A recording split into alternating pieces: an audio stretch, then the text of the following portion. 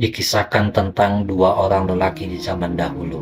Keduanya bersahabat, yang satu beriman dan yang satunya ingkar. Orang yang beriman dalam kisah ini, Allah uji dengan kesempitan hidup, sedikit rezeki, harta dan barang yang ia miliki.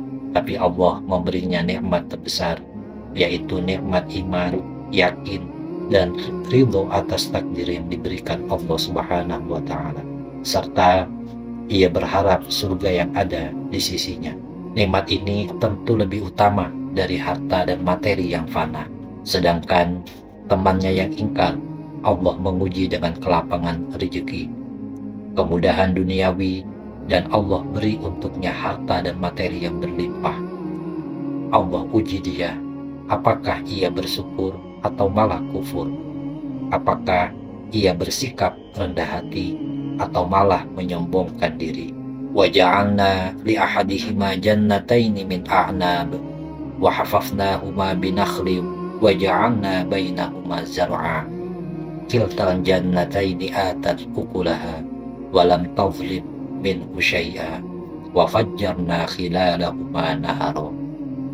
Kami jadikan bagi seseorang di antara keduanya, yaitu orang yang ingkar, diberikan dua buah kebun anggur, dan kami kelilingi kedua kebun itu dengan pohon-pohon kurma. Dan di antara kedua kebun itu kami buatkan ladang.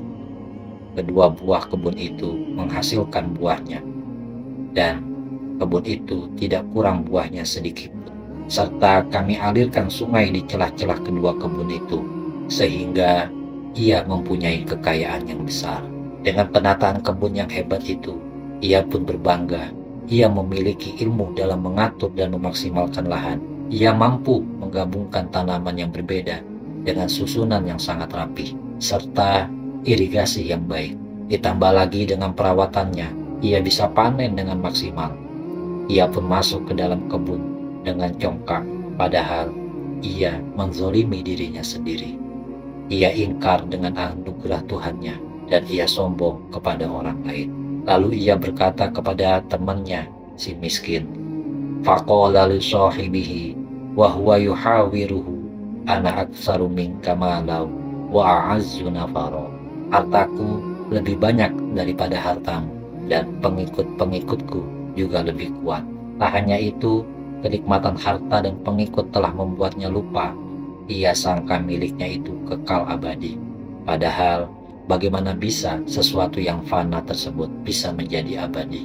Harta dan materi yang ia miliki benar-benar membuatnya ia tenggelam. Wa ma adzunnu sa'ata qa'imah wa la irbuditu ila rabbi la ajidanna khairan minha munqalaba.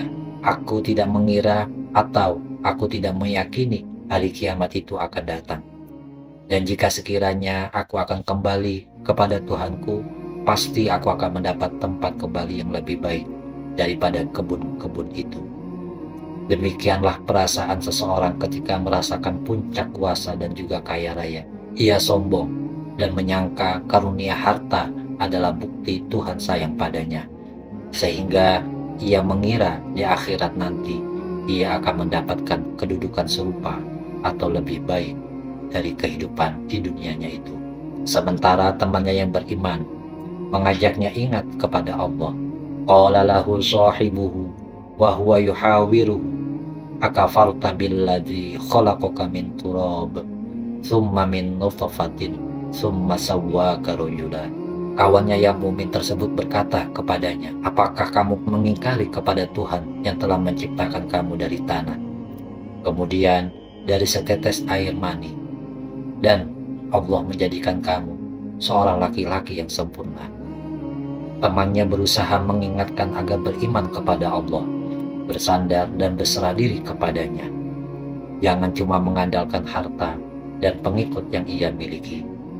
Karena semua yang kita miliki terjadi atas anugerah rahmat dan kekuasaan Allah Subhanahu wa Ta'ala. Dari beberapa nasihat dari si mukmin tersebut, si kaya yang sombong dan mengingkari adanya Tuhan itu enggan untuk mengikutinya, dan akhirnya semua yang dimiliki si kaya Allah hancurkan dengan mengirim petir yang menyambar pohon-pohon di kebunnya. Allah keringkan air di aliran irigasinya hingga kebun si kaya itu menjadi tanah yang gersang dan ia tidak akan mendapatkannya kenikmatan itu lagi. Melihat kejadian itu, sambil membolak-balikan telapak tangan, si kaya yang sombong itu menyesali atas perbuatannya. Tapi itulah balasan dari Allah Subhanahu wa Ta'ala, dan itu sudah terjadi padanya. Semoga cerita ini menjadi tauladan buat kita untuk senantiasa menjaga keimanan kepada Allah Subhanahu wa Ta'ala, mensyukuri apa yang telah kita miliki, dan terus kita berupaya untuk menjaga hati untuk tidak sombong kepada siapapun.